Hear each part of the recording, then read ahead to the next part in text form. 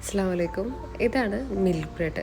ഇത് നമ്മൾ air ഫ്രയറിൽ prepare ചെയ്തെടുക്കുന്നതാണ് കേട്ടോ. ഈ സെയിം മെത്തഡിൽ തന്നെ നമുക്ക് ഓവനിലും അതേപോലെ സ്റ്റൗ ടോപ്പിൽ ഒരു പാത്രത്തിൽ സ്റ്റാൻഡ് ഇറക്കി വെച്ചിട്ടും ഒക്കെ ബേക്ക് ചെയ്തെടുക്കാൻ പറ്റും കേട്ടോ.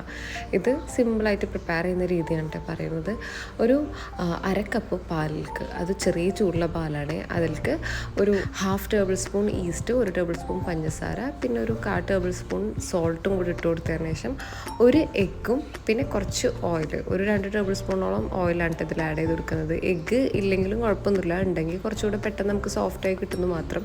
അതുപോലെ ഓയിലിന് പകരം നിങ്ങൾക്ക് മെൽറ്റഡ് ബട്ടറും ആഡ് ചെയ്യാം കേട്ടോ.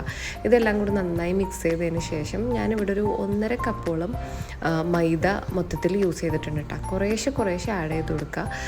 ഇങ്ങനെ കുറേശ്ശെ ആഡ് ചെയ്യും തോറും നന്നായിട്ട് മിക്സ് ചെയ്തുകൊണ്ടിരുന്ന് കഴിഞ്ഞാൽ നമുക്ക് കുഴക്കാനുള്ള എഫേർട്ട് കുറച്ചെടുത്താൽ മതി. അപ്പോൾ അതുകൊണ്ട് ഞാൻ ഓരോ പോർഷനായിട്ട് ആഡ് ചെയ്യുമ്പോഴും നല്ലപോലെ മിക്സ് ചെയ്തുകൊണ്ടിരുന്നിരുന്നു.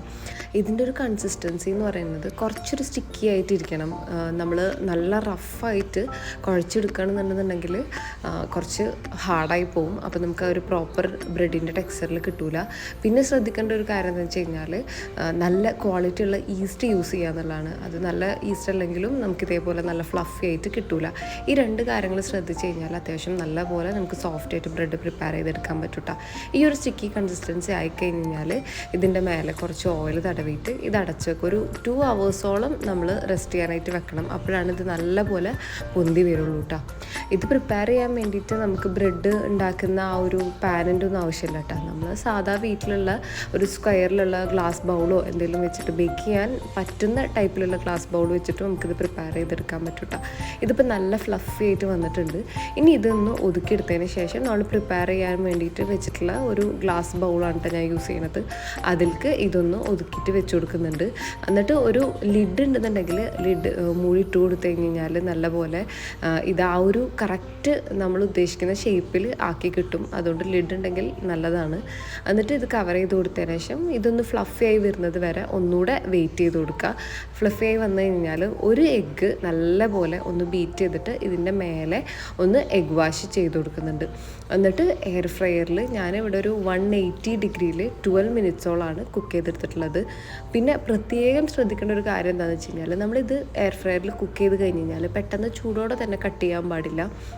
നല്ലപോലെ ഫുള്ള് ചൂട് മാറിയതിന് ശേഷം മാത്രം പുറത്തേക്ക് എടുക്കുക.